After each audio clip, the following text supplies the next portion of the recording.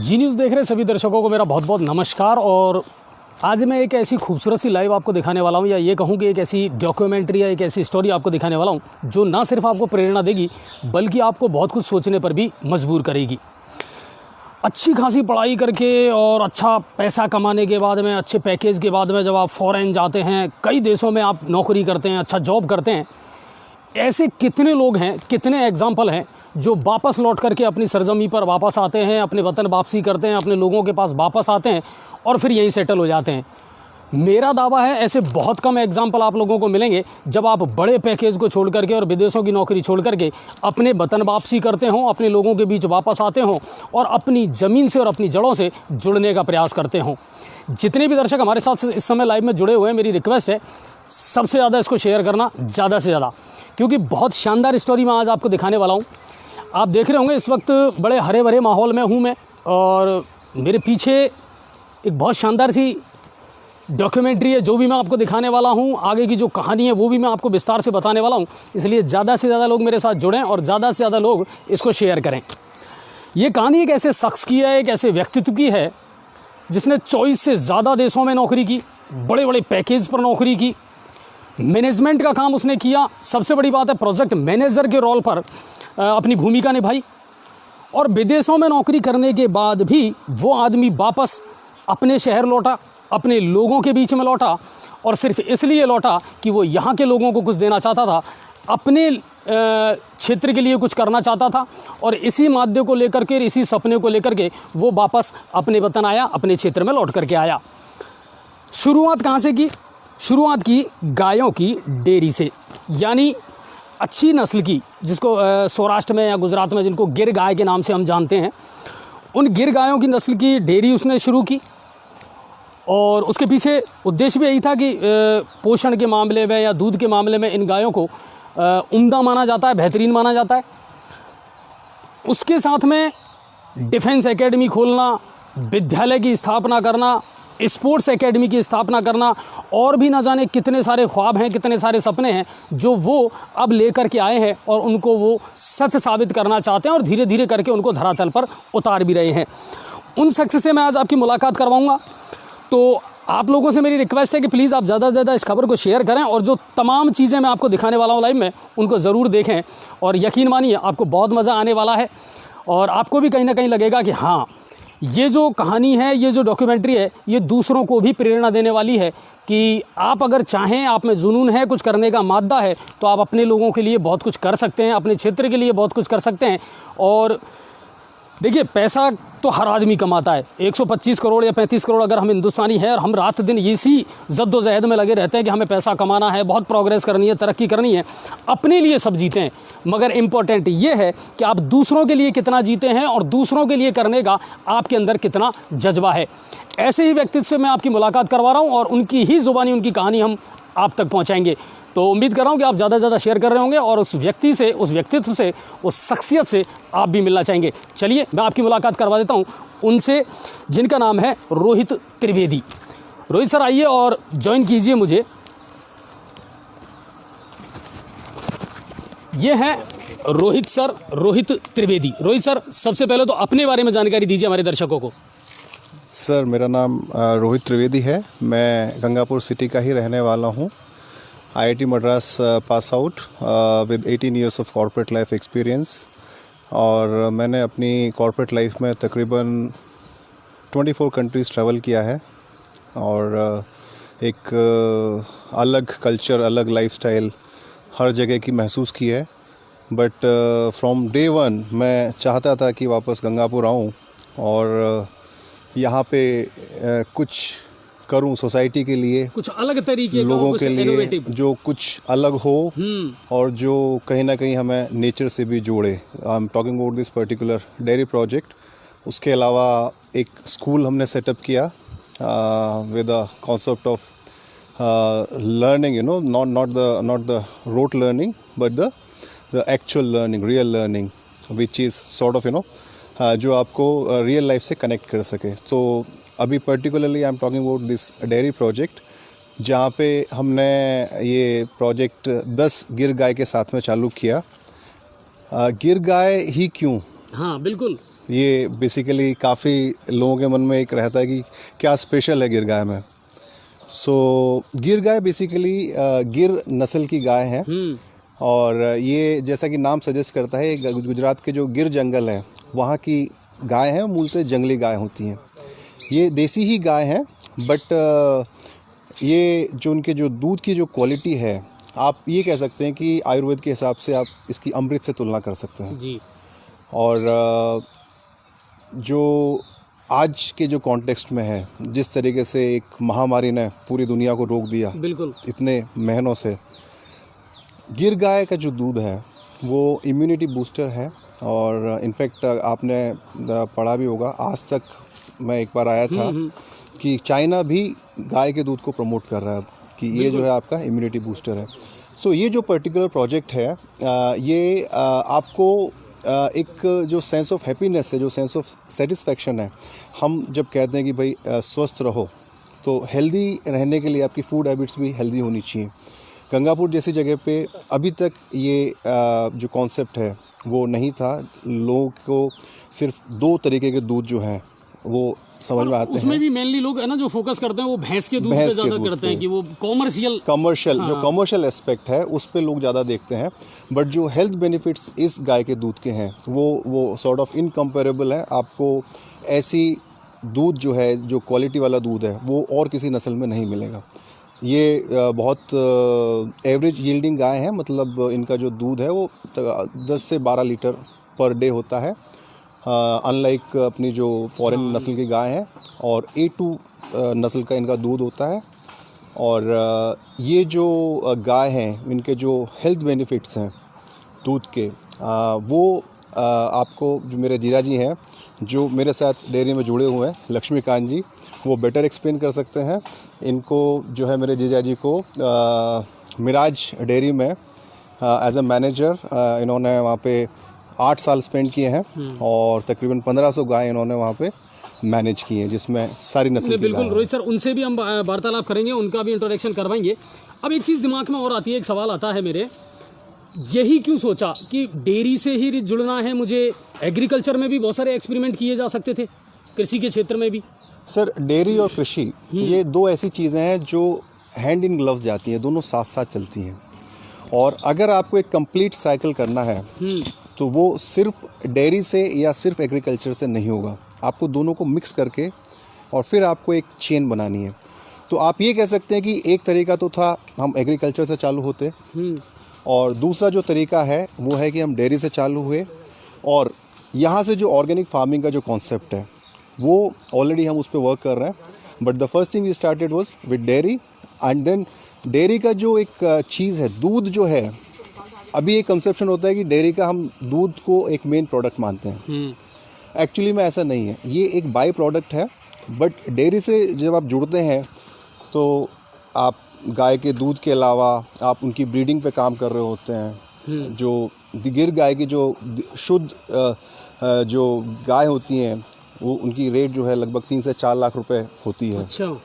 सो वो भी अगेन एक बाई प्रोडक्ट है। फिर जो है गौमूत्र अर्क, गाय के गोबर से वर्मी कंपोस्ट, तो अभी हम वर्मी कंपोस्ट पे भी काम कर रहे हैं, जिसको हम ऑर्गेनिक फार्मिंग में यूज़ करेंगे। तो हम चाहते हैं कि हम ज़ीरो डिपेंडेबिलिटी हमारी हो मार्केट के ऊपर, सारे प्रोडक्ट हमारे खुद के हों, और हम जो है कस्टमर्स को एक ऑर्गेनिक चीज़ें और रिलायबल चीज़ें प्रोवाइड करा सके गंगापुर में। अच्छा रोहित सर, अपना यहाँ का जो एटमॉस्फेयर है वो है इनके लिए माकूल? गाय है, अलग से कुछ करना पड़ता है इसके लिए? ये गायों की एक अच्छी बात है कि ये गायें, जैसा कि इनका दूध है कि भाई इम्यूनिटी बूस्टर है, तो वो गाय भी इम्यूनिटी बूस्टर होंगी, खुद में इम्यूनिटी होगी तभी तो उनके दूध में आता है। तो ये जंगली गाय हैं, और इनको जो है राजस्थान की गर्मी, जैसे गुजरात और राजस्थान क्लाइमेट मोरलेस सेम है, तो ये यहाँ के हिसाब से एडजस्ट हो जाती हैं आराम से। सिर्फ एक चीज़ है कि ये खाने के मामले में एक तो बहुत फंसी होती हैं, बहुत चूज़ी होती हैं, तो इनका जो खान पान का है बहुत स्पेशल ध्यान रखना पड़ता है। और फिर जैसे कि हम चाहते हैं कि हमारा जो एक दूध है या जो पर्टिकुलर प्रोडक्ट है वो कहीं ना कहीं कस्टमर सीधा ब्रांड से रिलेट कर पाए, कि ट्रस्ट जो है ना, कि अगर ये पर्टिकुलर डेयरी से प्रोडक्ट है तो उसमें ट्रस्ट तो बाय डिफ़ॉल्ट है ही है। तो हम जब जैसे अगर कोई गाय बीमार होती है तो हम उस गाय के दूध को सेपरेट कर देते हैं और उसको हम कस्टमर्स तक नहीं पहुंचाते। पैकेजिंग भी जो है वो इनकी कांच की बॉटल्स में हम करते हैं ताकि एक हाइजीनिक तरीके से जो है कस्टमर्स तक दूध पहुंचाया जाए।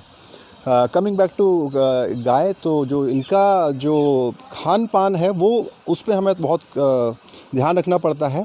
अदरवाइज़ क्लाइमेट के हिसाब से ये राजस्थान के सूटेबल हैं।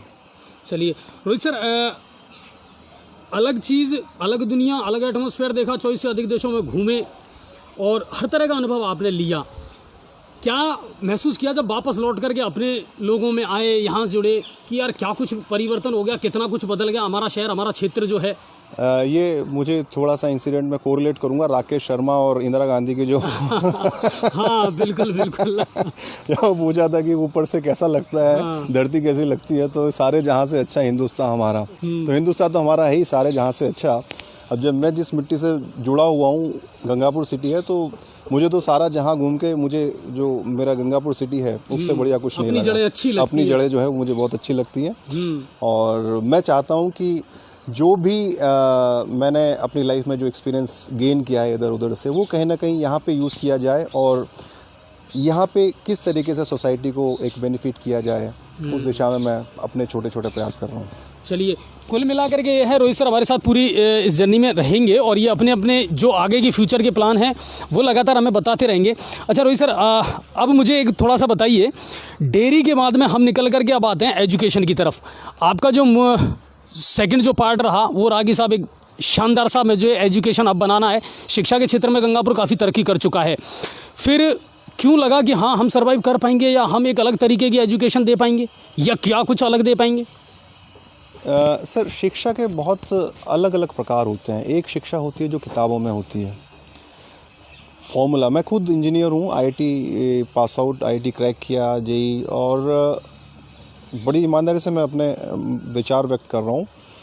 मैंने 12वीं के बाद में कॉलेज में जो भी सीखा मेरी लाइफ में कहीं काम नहीं आया। मैं 18 साल कॉर्पोरेट लाइफ में रह के आया।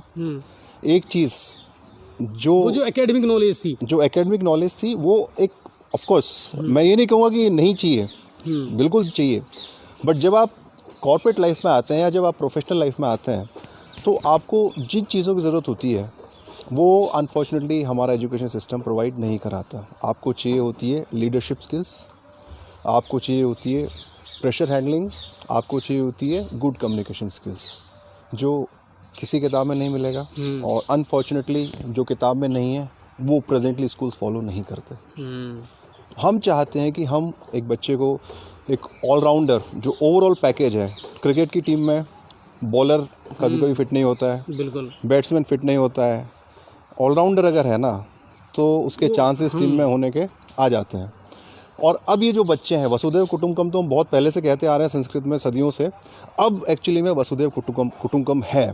ग्लोबलाइजेशन का ज़माना इस लेवल पे हो गया है कि मैं खुद अपने एक्सपीरियंस से बता रहा हूँ। मैं एक बार यहाँ से साउथ कोरिया गया, एक घंटे की मीटिंग थी, लंच किया और वापस आ गया, जो पहले लोग जयपुर में भी नहीं करते थे। जयपुर भी जाते तो दो दिन रुक के आते कि थक गए। तो अब ये जो बच्चे हैं, आपको इनको प्रेजेंट के हिसाब से तैयार करना है या भविष्य के हिसाब से तैयार करना है। ये बच्चे हैं आज से 12 साल 15 साल के बाद प्रोफेशनल लाइफ में आएंगे। तो हमारा विज़न ये है कि हम बच्चों को वो दें जो उनके लिए 15 साल के बाद रेलेवेंट है, जो उनकी लाइफ में उन्हें यूज़फुल हो, इस विज़न के साथ में। और फिर दूसरा है जो हमारा जो शिक्षा का जो एक पद्धति है वो, और फॉरेन में जो है विदेशों में बहुत, उसमें एक बहुत ज़मीन आसमान का फ़र्क है। फिनलैंड है, एक टोटली अलग डिफरेंट एजुकेशन सिस्टम है।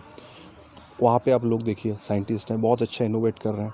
हम जो है ब्रेन के हिसाब से बहुत अच्छी ब्रीड है इंडियंस, बट एक जगह पे जो है कहीं ना कहीं वो जो हमारा आउटपुट होना चाहिए वो नहीं आ रहा थी। अभी 2050 को लेकर के वो फिल्म बनाई गई थी कि 2050 तक दुनिया कहाँ पहुँचेगी।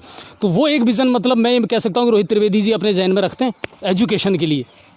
सर विज़न मेरा जैसा आपने कहा वो वैसा ही है, और मैं अपने स्तर पे एक प्रयास कर रहा हूँ जहाँ पे एक लोगों की सोच, जो पेरेंट्स हैं उनकी सोच ये रहे कि टेबल के अलावा, पहाड़ों के अलावा भी एक अलग दुनिया है जिसमें बच्चे को नॉलेज होनी चाहिए, और जो आसपास का जो माहौल है बच्चा उससे सीखता रहे। किताब के अलावा बहुत बड़ी दुनिया है। बिल्कुल बिल्कुल बिल्कुल। नहीं, वो बिल्कुल सही बात है कि किताबों को हटा कर के देखोगे ना तो दुनिया बहुत बड़ी है, और किताबों के अलावा जो ज़िंदगी सिखाती है ना, और जो हर रोज़ हम सबक सीखते हैं प्रैक्टिकली, वो शायद ज़्यादा मायने रखते हैं। और कहीं ना कहीं रोहित सर उसी चीज़ को लेकर के दिमाग में रखते हैं कि नहीं, प्रैक्टिकली जो ज़िंदगी सिखाती है और हर रोज़ जो बच्चा सीखता है उससे जो अनुभव वो लेता है वो शायद उसके जीवन भर ज़्यादा काम आता है, और किताबों का ज्ञान महज पन्नों में खो करके रह जाता है, और शायद ज़िंदगी में वो काम उतना नहीं आता। पाइथागोरस प्रमेय है या कोई सी चीज़ हमने जब पढ़ी है तो मेरे ख्याल से वो आगे जाकर के सिवाय कंपटीशन और एग्ज़ाम में के अलावा कहीं जीवन में शायद उतना काम नहीं आती। तो उस एजुकेशन को रिलेट नहीं करना चाहते, उस एजुकेशन पर तवज्जो नहीं दे करके और प्रैक्टिकली जो है उस पर ध्यान देना चाहते हैं रोहित सर। चलिए अब आगे चलेंगे हम, और स्कूल वाला जो हिस्सा है वो भी मैं अब आपको दिखाऊंगा, और रोहित सर की जो टीम है वो भी मेरे साथ चलेगी, और उनके जो जीजाजी हैं जिनका बड़ा महत्वपूर्ण योगदान है, और मिराज ग्रुप में वो काम करते थे, उसके बाद में वो यहाँ आए हैं, और यहाँ आकर के और डेयरी का जो स्पेशली काम है वो उन्होंने संभालने का प्रयास किया है। तो मैं उनसे भी आपकी मुलाकात करवाता हूँ। सर आइए और मुझे ज्वाइन कीजिए यहाँ पर, क्योंकि उनके बिना शायद कहीं ना कहीं रोहित सर को भी ये लगता है कि नहीं, उनका होना बहुत ज़रूरी था मेरे लिए। तो सर अपने बारे में जानकारी दीजिए। हाँ जी, नमस्कार। मैं पहले, इससे पहले वहाँ मिराज ग्रुप में काम करता था। वहाँ करीबन 1500 के आसपास गायें थी पूरा, और वहाँ उनका बहुत बड़ा एक गौशाला थी, उसको मैं पूरा मैनेज करता था। उसका वहाँ से जब मैंने छोड़ा तो फिर इन्होंने कहा कि नहीं, अपने को डेयरी का प्रोजेक्ट अपने को खुद को ही शुरू करना है। तो हमने यहाँ गंगापुर में गुजरात से, जूनागढ़, अमरेली और राजकोट से ये गायें हम लेके आए और लाके और यहाँ गंगापुर में रखी, ताकि लोगों को एक स्वस्थ और पौष्टिक A2 क्वालिटी का मिल्क मिल सके। क्योंकि आजकल क्या है, दूध तो मिल जाता है, लेकिन दूध की क्वालिटी है वो ज़रूरी नहीं कि इतना बढ़िया क्वालिटी का दूध मिले। और A2 और A1 दूध का आजकल इतना डिफ्रेंशिएशन हो गया कि जितने भी विदेशी नस्लें हैं, जिनको अपन जर्सी बोलते हैं, होल्स्टीन बोलते हैं, वो A1 दूध है और इसका A2 दूध है, जो कि गुणवत्ता के लेवल पे अपन लेते हैं तो एक बहुत ही अच्छी क्वालिटी का दूध है। इसमें जितने भी मिनरल्स, विटामिन्स और जितने भी पोषक तत्व एक शरीर को आवश्यकता होती है वो सब अवेलेबल होते हैं। यहाँ तक कि डॉक्टर जब कोई भी आदमी बीमार होता है तो उसको सीधा कहता है कि आप गाय का दूध काम में लीजिए। हाँ, और बच्चों के मानसिक विकास के लिए ये सबसे महत्वपूर्ण एक ऐसा पेय पदार्थ है जिसको कि अपन बच्चों को अगर देते हैं तो बच्चों का मानसिक विकास बहुत अच्छे तरीके से और शुरू से ही बहुत बढ़िया होता है, क्योंकि इसमें विटामिन और विटामिन ए की मात्रा बहुत अच्छी होती है। इसलिए कई बार गाय का दूध जब अपन देखते हैं तो हल्का पीलापन होता है, तो उसमें एक्चुअली होता है क्या, कैरोटीन नाम का एक तत्व होता है, वो कैरोटीन की वजह से उसका येलो इस होता है और वो आपके स्वास्थ्य के लिए बहुत लाभदायक होता है। अच्छा सर, एक बात और, अब थोड़ी सी घरेलू बात अपन कर लें जी। पैकेज वहाँ ज़्यादा था या यहाँ ज़्यादा है, या सिर्फ एक जन सेवा है? नहीं, इसमें ऐसा है कि हम मिलके दोनों साथ काम कर रहे हैं, तो इसमें वो पैकेज वाला कोई मैटर नहीं है। जो भी हम कर रहे हैं एक साथ मिल कर रहे हैं, ताकि लोगों को एक अच्छी चीज़ अपन यहाँ पे प्रोवाइड करवा सकें। अभी फ्यूचर में और कितनी और तादाद बढ़ने वाली है और क्या कुछ नया करने वाले हैं? और आगे हम इसको बढ़ाने वाले हैं। अभी हम थोड़ी थोड़ी गायें लाएं, जैसे 10 अभी लाए,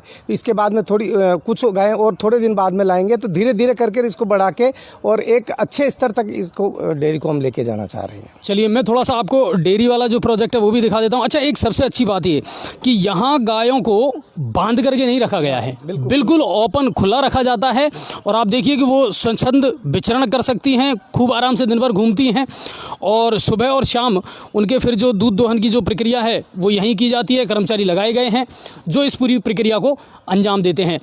अच्छा सर, एक बात मैं आपसे जानना चाहूँगा, इनके खाने पीने या खुराक के लिए फिर क्या कुछ किया जा रहा है? इनके लिए अलग से पूरा जो पशु आहार है वो पूरा का पूरा हम यहीं पे तैयार करवाते हैं। रॉ मटेरियल हम यहाँ लेके उसको यहाँ पे पिसवा के और एक फिक्स रेशियो में बैलेंस राशन बना के और इनको दिया जाता है। क्योंकि ये जो गायें हैं वो एक चूजी टाइप की है, मतलब सेलेक्टेड चीज़ें खाती है, कुछ चीज़ें अगर इनको पसंद नहीं आती तो ये नहीं खाती है, तो हमने उसके लिए वो किया हुआ है। इसके अलावा डेली इसको हरे चारे के रूप में जो ज्वार है, ज्वार उपलब्ध कराई जाती है। इसके लिए सूखी ज्वार की कड़बी और गेहूं का भूसा, और पशु आहार में हम इसमें करीबन 8-10 तरीके के जो अन्न है अपने वो मिक्स करके और फिर हम इनको उपयोग में लेते हैं। अभी दूध की जो क्वांटिटी है उसका क्या रेशो निकल करके आ रहा है? कितना दूध है जो हम प्रोडक्ट में कर पा रहे हैं? टोटल एक गाय का लगभग एवरेज 10 से 12 लीटर के आसपास इसका दूध होता है और एक टाइम का ये 6 लीटर दूध दे देती है। दोनों टाइम का मिला के 10 से 12 लीटर दूध दे देती है। उस जो भी दूध अभी हमारे पास उत्पादित हो रहा है वो पूरा का पूरा हम कस्टमर को सीधा सप्लाई कर देते हैं यहाँ पे। अच्छा, तो अभी रेस्पॉन्स अच्छा मिल रहा है? रेस्पॉन्स अच्छा मिल रहा है, बहुत बढ़िया मिल रहा है।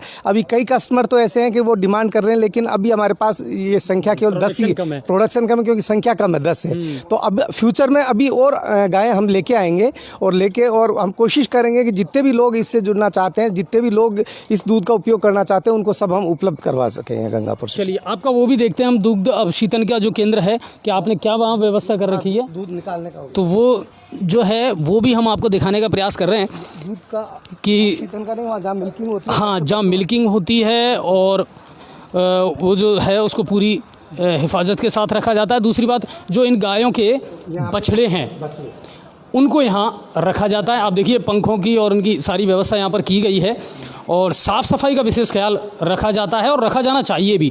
डेयरी एक ऐसी चीज़ है, ये एक ऐसा कॉन्सेप्ट है जिसमें साफ़ सफाई होना बहुत ज़रूरी है। हम अमूमन क्या है, इन चीज़ों में लापरवाही करते हैं, लेकिन जब बड़े लेवल पर हम इन चीज़ों को करते हैं अप्लाई, तो फिर इन चीज़ों का सबसे ज़्यादा ध्यान रखा जाता है। देखिए, जो उनके बछड़े हैं वो इनके खाने पीने का या इनकी खुराक का भी कोई विशेष इनका तो पहले तो दूध पीते हैं, उसके बाद में इनको तुम एक काफ स्टार्टर के नाम से एक प्रोडक्ट आता है जो कि इनके काफ के डेवलपमेंट के लिए होता है। तो वो हम इनको कुछ मात्रा में 250-250 ग्राम के आसपास सब बच्चों को देते हैं और इसके अलावा ये दूध तो पीते ही हैं सब बच्चे। अच्छा, ये प्रजाति तो वही है? प्रजाति वही है, नस्ल वही है, गिरी ही नस्ल है, उसी के बच्चे आप दिखाइए पूरे के पूरे सब के वही गिर नस्ल। तो इनमें गाय बछियाँ कितनी हैं? इसमें बछियाँ हैं हमारे पास में 5 तो बछियाँ हैं और बाकी के बछड़े। ठीक है जी। तो कुल मिलाकर के ये एक शुरुआत है, एक अच्छी पहल की गई है। रोहित सर, कितना टाइम गुजारते हैं इनके साथ? सर, मैं तो चाहता हूँ कि 24 घंटे इनके साथ गुजरे, क्योंकि अच्छा। जो एक आनंद की अनुभूति होती है गायों के साथ में, शब्द जो है उसके लिए काफ़ी नहीं है। और एक जो मानसिक शांति होती है, ऑफ कोर्स एक डेयरी बिजनेस में है तो जैसा नाम सजेस्ट करता है डेयरी प्लस बिजनेस, बट उसके अलावा एक चीज़ ये डेयरी बिजनेस आपको नहीं बताता, वो है कि कितना आपको मेंटल सेटिस्फेक्शन होता है जब आप गायों के बीच में रहते हैं। और क्वालिटी टाइम स्पेंड करते हैं बहुत, जब भी मुझे समय मिलता है मैं यहाँ पे बैठता हूँ गायों के बीच में, और गायें जैसा आपने दिखाया ये बिल्कुल स्वच्छंद विचरण करती हैं। और अच्छा, एक बात और है, जैसे अलग नस्ल की गाय हैं, डॉक्टर्स की, चिकित्सकों की व्यवस्था वगैरह वो रखनी पड़ती है परमानेंटली? हाँ, तो मेरे जीजा जी जो है वो खुद वेटरनरी हैं। अच्छा। तो वो काफ़ी हद तक खुद मैनेज करते हैं, और उसके अलावा डॉक्टर्स की टीम है जो बहुत फ्रिक्वेंटली यहाँ पे विज़िट करती हैं।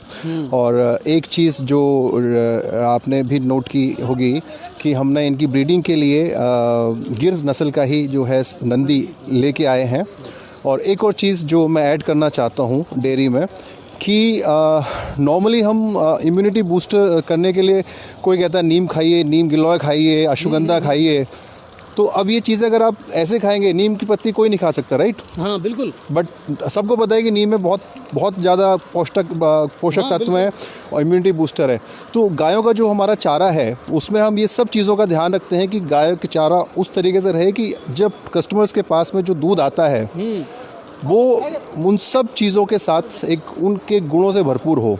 तो गायों की डाइट में अश्वगंधा, नीम की पत्तियाँ, ये सारी चीज़ें जो है हम उनकी डाइट में शामिल करते हैं। अच्छा, अब बात करते हैं हम 2 चीज़ों की। एक तो एजुकेशन, दूसरी मैंने ये सुना है डिफेंस एकेडमी और स्पोर्ट्स एकेडमी को भी लेकर के दिमाग में कुछ उथल पुथल सी चल रही है कि यार ये चीज़ें भी मुझे करनी है फिट इंडिया मूवमेंट के तहत, मान लीजिए आप, या लोगों को फिट रखने के लिए। तो वो रोहित त्रिवेदी जी ने क्यों सोचा? सर देखिए, स्वस्थ मन और स्वस्थ तन दोनों चीज़ें साथ में होती हैं। ये बंद करवा देना मशीन। तो बेसिकली आपको जो है स्वस्थ मन के लिए एजुकेशन जो है आपको मेंटली हेल्दी करती है, राइट? Good education. उसके अलावा स्वस्थ तन, उसके लिए हमने स्पोर्ट्स एकेडमी और डिफेंस एकेडमी जो है वो धुंधुश्वर रोड पे चालू की। तो मेरे ख्याल से ये अलग अलग चीज़ें नहीं हैं। जब हम कहते हैं कि जो पूरा एक सॉर्ट ऑफ हम सोसाइटी के लिए कुछ कंट्रीब्यूट करना चाहते हैं तो it has to be overall package.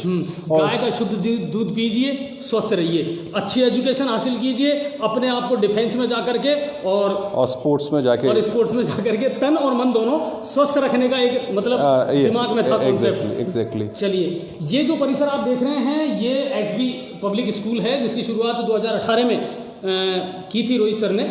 और अभी रेस्पॉन्स कैसा है? हालांकि पेंडेमिक सिचुएशन की वजह से शायद 2 साल तो मामला खराब ही रहा। हाँ सर, हमारे ये कहेंगे कि एक शुरुआत होगी। अब आशा की जो किरण है वो फिर से जागी है और हम उसी फोकस के साथ कि क्वालिटी एजुकेशन जो है वो हम प्रोवाइड करा सके गंगापुर सिटी में, उस ध्येय के साथ हम वापस पूरे जोश के साथ में वापस। अभी मिडिल सेक्शन है यहाँ पे? अभी यहाँ पे ये जो कैंपस है इसमें 1st to 8th जो है हम बच्चों को पढ़ा रहे हैं। Middle school section English medium में है। और इंग्लिश मीडियम के अलावा हम बेसिकली जैसे मैं काफ़ी टाइम बाहर रहा हूँ अलग अलग देशों में, तो हम चाहते हैं कि बच्चे कहीं ना कहीं दूसरे कंट्रीज़ की कल्चर से और लैंग्वेज से बहुत बिगिनिंग स्टेज में कनेक्ट हो सकें। तो इसलिए जो है हम उन्हें बेसिक लेवल पे फॉरेन लैंग्वेजेस भी सिखाते हैं। और तो अब मैं थोड़ा सा आपको कैंपस के नज़ारे दिखाता हूँ जो रोहित सर ने अपने दिमाग में रख करके थीम जो रखी और उस हिसाब से इसको बनाया है। ये पूरी इमारत है और यहाँ से आप देख सकते हैं कि ये रिसेप्शन वाला एरिया है। और फिर आइए ब्रदर सर, थोड़ा सा अभी अंडर कंस्ट्रक्शन चल रहा है, काम चल रहा है और जो नीचे की मंजिल है उसका काम लगभग कंप्लीट है। जो नई शिक्षा नीति है, नई शिक्षा नीति के अंतर्गत जो बदलाव किए गए हैं, जो रिक्वायरमेंट रखी गई है सरकार के द्वारा, उसी को ध्यान में रख करके और कहीं ना कहीं रोहित सर उसी तरीके से इन कक्षाओं का निर्माण कर रहे हैं, कमरों का निर्माण कर रहे हैं और वही चीज़ें देने का प्रयास कर रहे हैं जो बिल्कुल रूल ऑफ रेगुलेशंस के मुताबिक होनी चाहिए। और जहां आकर के बच्चा थोड़ा सा सुकून महसूस करे और उसे ये ना लगे कि मैं सिर्फ यहाँ पढ़ने आया हूँ या मुझे यहाँ सिर्फ अपना टाइम स्पेंड करना है। टाइम स्पेंड नहीं करना, बल्कि एजुकेशन के साथ में उसे क्वालिटी टाइम स्पेंड करना है। तो वो ज़्यादा बढ़िया है कि वो यहाँ आकर के अच्छा महसूस करे। तो चलिए आपको मैं थोड़ा सा कैंपस दिखा देता हूँ। और ये क्लासरूम है, देख सकते हैं आप कि जो चीज़ें जहन में रख करके और इनको बनाया गया है। जबकि ये छोटे बच्चों का स्कूल है अभी मिडिल सेक्शन तक, लेकिन उसके बावजूद भी लगभग वही चीज़ है कि जो उनके दिमाग में था उसे अमली जामा पहनाया और उसी हिसाब से इन कमरों का निर्माण किया गया है जैसा कि आप देख पा रहे हैं। और फिर आप देखिए कि जो बोर्ड है या माइक के थ्रू पढ़ाने वाला जो सिस्टम है वो अभी से यहाँ पर लगा दिया गया है, ईजाद कर दिया गया है, ताकि फ्यूचर के लिए जो है वो पहले ही इन चीज़ों से रूबरू होकर के और फिर निकले बच्चे तो ज़्यादा बेहतर होगा। तो ये पूरा नीचे का कैंपस है और इसके बाद में अगला जो निर्माण है, अगली मंजिल का जो निर्माण है वो भी काम प्रगति पे है और उम्मीद ये कर रहे हैं कि ज़्यादा से ज़्यादा प्रोग्रेस होगी और कुछ और चीज़ें जो हैं वो जुड़ेंगी और बच्चों को एक क्वालिटी एजुकेशन भी मिल पाएगी। तो मुझे उम्मीद ये है कि आपको शायद बहुत बेहतरीन लग रही होगी आज की ये डॉक्यूमेंट्री और आप शेयर भी ज़रूर ज़्यादा से ज़्यादा कर रहे होंगे। रोहित सर, क्या कहना चाहेंगे अब आप? सर, एक चीज़ मैं इसमें ऐड करना चाहूँगा कि जब हमने रूम्स और ये बिल्डिंग बनाई थी तो एक प्रॉपर स्पेशियस बिल्डिंग और प्रॉपर वेंटिलेशन के साथ में बनाई थी ताकि बच्चे एक कंफर्ट के साथ और पॉजिटिव एनर्जी के साथ में शिक्षा ग्रहण कर सकें। कोविड के बाद में ये एक नेसेसिटी हो गई है जहाँ पे बच्चों को और पेरेंट्स को सेफ्टी के हिसाब से, हाँ, बिल्कुल, सोशल डिस्टेंस, स्पेस भी मिल जाए, वेंटिलेशन। तो उस हिसाब से ये कह सकते हैं कि कोविड से पहले हमने हमारा सेटअप उस तरीके से रखा कि पोस्ट कोविड सिनेरियो में भी हम उस चीज़ से कंप्लाई कर सकें। चलिए, अच्छा, फ्यूचर में क्या थीम रखते हैं आप दिमाग में? चलिए, वो तो हो ही जाएगा, एकेडमिक है कि साथ सीनियर भी करना है, हो सकता है आने वाले समय में हम कॉलेज एजुकेशन को भी प्रोवाइड करवाएं। इसके अलावा आजकल कोर्सेज बहुत तरह के हैं, पर पता नहीं क्यों सर हमारे यहाँ है ना आज भी वही ट्रेडिशनल चीज़ें चली आ रही हैं। हम उन्हीं चीज़ों पर ध्यान दे रहे हैं, पेरेंट्स भी उसी चीज़ पर फोकस कर रहे हैं। सर, जो हमें दिखता है हम वही देखते हैं। तो इसमें पेरेंट्स की या बच्चों की गलती नहीं है, उन्हें दिखाई अभी तक वो गया है। प्रोफेशनल लाइफ में डॉक्टर और इंजीनियर्स, ऐसा नहीं है कि जो आदमी ये नहीं बना उसकी लाइफ ख़त्म है। लाइफ में इतने सारे ऑप्शंस होते हैं, ये हाईवे है लाइफ, इतने सारे एग्जिट पॉइंट होते हैं, आप किसी भी एग्जिट पॉइंट से निकल जाइए, आप अपने गंतव्य स्थल पे पहुंच जाएंगे। आपको पता क्या होना चाहिए, आपको जाना कहाँ है। बिल्कुल। तो हम ये चाहते हैं कि बच्चे को फ्रॉम वेरी इनिशियल स्टेज ये पता हो कि मुझे लाइफ में करना क्या है, मुझे जाना कहाँ है, और उसके हिसाब से हम बच्चे को एग्जिट पॉइंट बताएंगे। किसी को मान लीजिए फॉरेन लैंग्वेज का शौक़ है तो फॉरेन लैंग्वेज में जाए, वो इंटरप्रेटर बने, बहुत अच्छा एक पैकेज है, बहुत अच्छा लाइफ स्टाइल है, बहुत अच्छा प्रोस्पेक्ट है। तो ऐसे बहुत सारे सैकड़ों चीज़ें हैं जो बच्चा बिल्कुल, कर काफ़ी अपॉर्चुनिटीज़ हैं, बट वो मिलना चाहिए वो माहौल उनको। तो हम वही चाहते हैं कि बच्चों को हम और पेरेंट्स को ये दिखाएं कि ये जो प्रेजेंटली अवेलेबल आपके पास ऑप्शंस हैं, इनके अलावा भी बहुत ऑप्शंस हैं लाइफ में। अच्छा, डिफेंस एकेडमी का रेस्पॉन्स कैसा मिल रहा है? डिफेंस एकेडमी का रिस्पांस काफ़ी अच्छा आ रहा है, और जो कैंपस है वो हमने 8 बीघा में कैंपस बनाया है 5 एकड़ में, और उसके अंदर हम एक स्टेडियम भी डेवलप कर रहे हैं, क्रिकेट ग्राउंड भी डेवलप कर रहे हैं। तो हम चाहते हैं कि बेसिकली लोग जो हैं अपनी हेल्थ को लेके जागरूक हो, चाहे वो मेंटल हेल्थ हो चाहे फिजिकल हेल्थ हो। और सबसे बड़ी बात यह है कि क्षेत्र का भी नाम कहीं ना कहीं आगे आए, वो भी हाईलाइट हो। बिल्कुल सर। गंगापुर में कुछ अच्छा हो रहा है, कुछ अलग तरीके का हो रहा है, लोग जिस ट्रेंड से चलते आ रहे हैं उस ट्रेंड को बदलने का टाइम आ गया। बिल्कुल सर, बिल्कुल सर। और डेफिनेटली ट्रेंड बदलेगा। समय, इस दुनिया में एक चीज़ कांस्टेंट है, वो है चेंज। सो चेंज होगा, ये है कि चेंज कितने टाइम में होगा। हम चाहते हैं कि जो चेंज, एक पॉजिटिव चेंज सोसाइटी में अगर हम लेके आ सकें, that would be our contribution to the society. चलिए, तो सबसे पहले तो हमारी ओर से आपको बहुत बहुत बधाई और शुभकामनाएं फ्यूचर के लिए। और जी न्यूज़ पोर्टल के हमारे जितने भी दर्शक हैं वो उतना ही अप्रिशिएट करेंगे आपको, और यकीनन आपका पूरा सहयोग भी करेंगे, साथ भी देंगे आपका, क्योंकि एक अच्छे उद्देश्य के साथ आप चल रहे हैं, एक अच्छे लक्ष्य के साथ आप चल रहे हैं। और फिर कहीं ना कहीं राहों में अगर रुकावटें आती भी हैं तो आपने तो दुनिया छानी है सर, हर जगह का पानी पिया है, तो मेरे ख्याल से कम वो सारी चीज़ें आप मायने नहीं रखेंगी। अब तो कहीं ना कहीं अर्जुन की तरह कहीं ना कहीं आपकी नज़रें होंगी कि हाँ मुझे ये करना है और मुझे ये करके गुजरना है, बस ये मादा है। बिल्कुल सर, आप लोगों की शुभकामनाएं हमारे साथ रहें, और हम यही चाहते हैं कि हम सोसाइटी के लिए जो पॉजिटिव हम अपनी तरफ से कर सकें हम करते रहेंगे। तो वही बात है कि जगजीत सिंह की वो गज़ल मुझे याद आती है कि ये दौलत भी ले लो, ये शोहरत भी ले लो, और भले छीन लो मुझसे मेरी जवानी, मगर मुझको लौटा दो बचपन का सावन, वो कागज़ की कश्ती वो बारिश का पानी। यानी अपनी जड़ों से, अपनी ज़मीन से जुड़ करके लोगों को अच्छा लगता है। और रोहित सर ऐसा ही एक उदाहरण है जो विदेशों के बड़े बड़े पैकेज को छोड़ करके वापस अपनी जड़ों से जुड़े, अपनी ज़मीन से जुड़े, यहाँ के लोगों के लिए कुछ करना चाहते हैं, और उसके लिए वो कदम बढ़ा भी चुके हैं। चाहे वो डेयरी का प्लान हो उनका, या फिर डिफेंस एकेडमी हो, या हो एसबी पब्लिक स्कूल, या हो फिर स्पोर्ट्स एकेडमी, हर क्षेत्र में वो अपने क्षेत्र को आगे बढ़ाना चाहते हैं, और यहाँ के लोगों को रोजगार भी वो दे रहे हैं। बहुत सारे लोग हैं सर जो एज ए एम्प्लॉय आपके यहाँ काम कर रहे हैं। Yes sir, yes sir. कितने लोग होंगे लगभग? अभी तकरीबन, अगर मैं ये सारे सेगमेंट मिलाऊं तो तकरीबन 50 लोग जो है हमारे साथ जुड़े हुए हैं, जिनको रोजगार मिला हुआ है। चलिए, तो कुल मिलाकर के लोगों को रोजगार भी मिला है। तो ऐसे लोग कहीं ना कहीं प्रेरणा का स्रोत जरूर बनते हैं, और उम्मीद ये करता हूँ जी न्यूज़ पोर्टल की ये स्टोरी आपको पसंद आई होगी। फिर किसी व्यक्तित्व से आपकी मुलाकात जरूर करवाऊंगा मैं जल्दी से जल्दी, और फिर किसी ऐसी शख्सियत को हम ढूंढ करके लाएंगे जो लोगों के लिए उदाहरण का काम करती है। चलिए, आप सभी का बहुत बहुत धन्यवाद। जय हिंद और जय भारत, और बहुत बहुत धन्यवाद सर आपका भी। Thank you.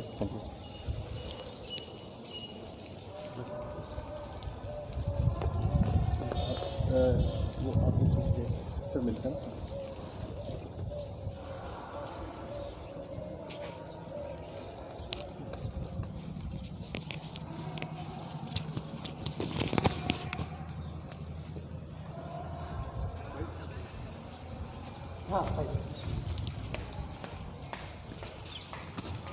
मोटरसाइकिल है।